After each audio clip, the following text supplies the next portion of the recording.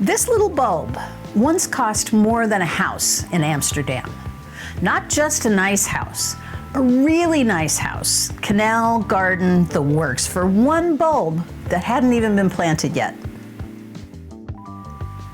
Today, we're going all the way back to the 1630s, before wardian cases, before pteridomania, before orchid fever, to the original plant-based financial meltdown.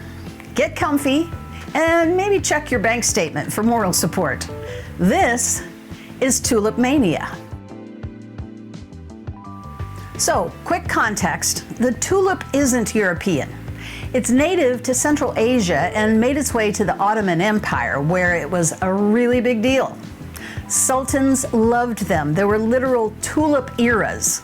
From there, it landed in Western Europe in the late 1500s, mostly through botanist Carolus Clusius, who planted some in the Netherlands and, depending on who you ask, either generously shared bulbs or had them straight up stolen from his garden. Either way, tulips arrived in the Netherlands, and the Dutch, at this exact moment in history, had money. This was the Dutch Golden Age. Trade was booming, a new merchant class was flush with cash. Flush with cash. And everyone's looking for a way to show off how well they're doing. Enter a flashy, exotic flower that doesn't even grow natively there. Here's the part that actually explains the madness, and it's yet another plant biology story, not just a people are silly story. The most coveted tulips of the era had these stunning flame-like streaks and feathering in their petals, different colors breaking through a solid base. These were called broken tulips, and growers had no idea why it happened. It looked like a rare breedable trait. It wasn't.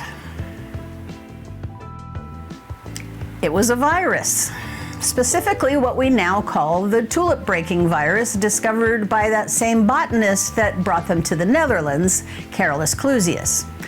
It spread by aphids and was quietly infecting the bulbs that produced the most dazzling, most expensive patterns in the whole market. So the rarest, most desirable, most look how rich I am flowers were, biologically speaking, sick. The virus also weakens the bulb over generations, so the very trait driving the speculation was slowly killing the thing being speculated on. You cannot make this up. Well, you could, but no one would believe you.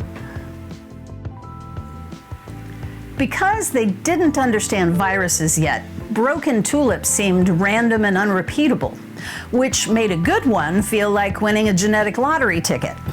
Scarcity plus mystery plus zero biological explanation is a pretty reliable recipe for people losing their minds a little.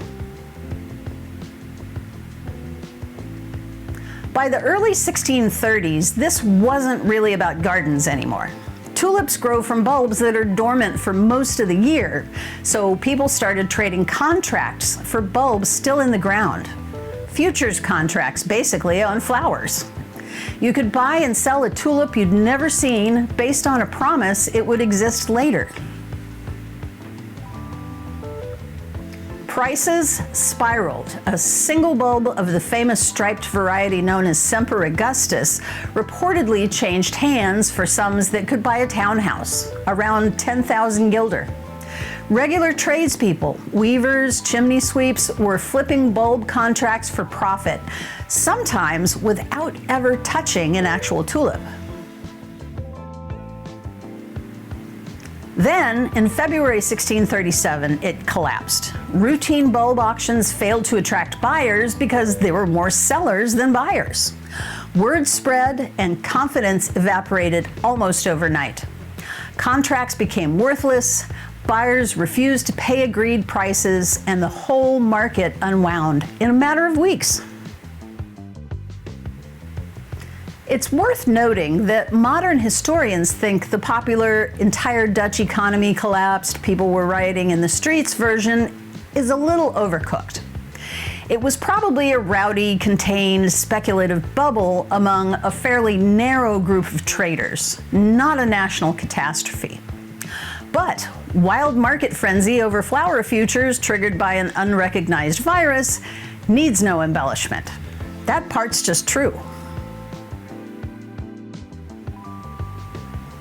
Tulip mania is often cited as history's first recorded speculative bubble, the ancestor of every "this can only go up" market story since. And there's a nice symmetry with the other manias we've covered on this channel. Pteridomania and orchidelirium were also about collecting and prestige. But tulip mania got there first, and it did it with contracts and futures trading, not just enthusiasm and wardian cases. And the broken tulip look didn't disappear. Breeders eventually created safe, virus-free versions with similar streaking through selective breeding, which is why you can still buy Rembrandt tulips today without infecting your whole garden. This is what a virus-free version of that look can be today, bred for the pattern, not caused by disease. If you want to grow tulips yourself, plant the bulbs in the fall, give them a cold winter dormancy, well-draining soil, and full sun. They're genuinely low effort for how dramatic they look. No townhouse required. If you liked this one, watch the videos about pteridomania and orchidelirium next. Turns out humans have been losing it over plants for centuries. I'm just here to document the receipts. I'll link those other two in the credits. Subscribe so you don't miss the next one, and like if you would have absolutely bought tulip futures in 1636. Thanks for watching.